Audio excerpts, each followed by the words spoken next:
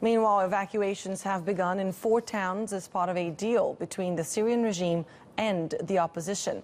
Under the agreement, people in al-Foua and Kefraya are being evacuated to regime-held areas in Aleppo, and in return, people in the rebel-held towns of Madaya and Zabadani will also be evacuated to Idlib. About 30,000 people are expected to be moved under the deal brokered by Qatar and Iran.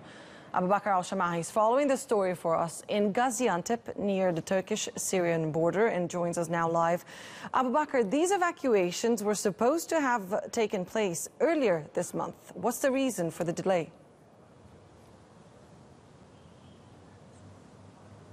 Well, for this kind of deal to take place, the main thing you need is trust, and that's quite lacking in the Syrian conflict at the moment and over the past few years.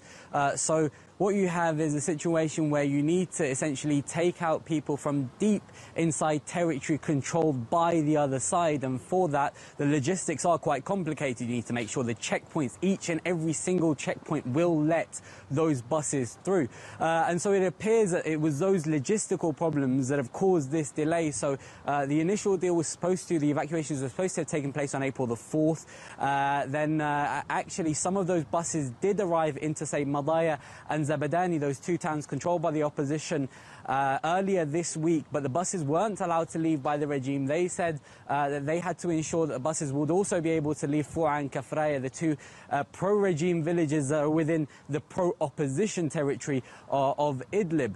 But it now looks like that deal is taking place, and of course, if you've heard of those towns before, it's because they were actually supposed to have been part of an earlier deal, which was the evacuation deal that included eastern Aleppo, rebel-held eastern Aleppo. They were supposed to be part of that deal.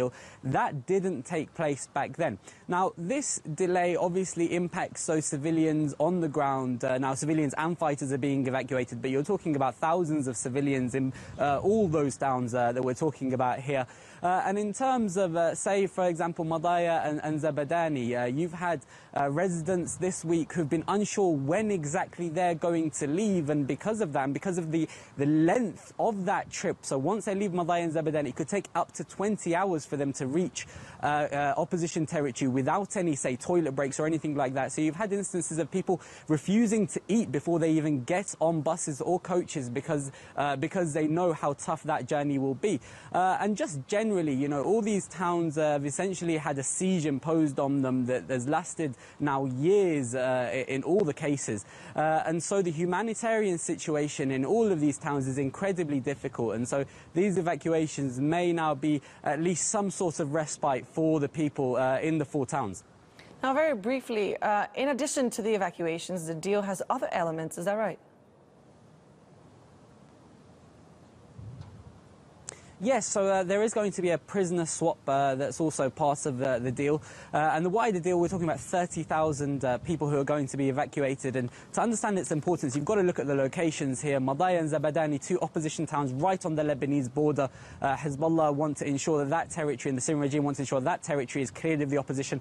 al-Foua and Kefraya, 2 regime-held towns up in Idlib, which is now pretty much the one major province that is still fully under the control of the Syrian rebels. And so that's an important territory there. But you've got to remember that we're talking about population transfers here. These are families that perhaps have lived in these areas for decades, if not generations, and now they're being forced to move. And this is happening across Syria, and it remains to be seen what kind of effect this will have on the future of the country and the makeup of the country's society. Abubakr al Shamahi, live for us in Gaziantep. Thank you for that update.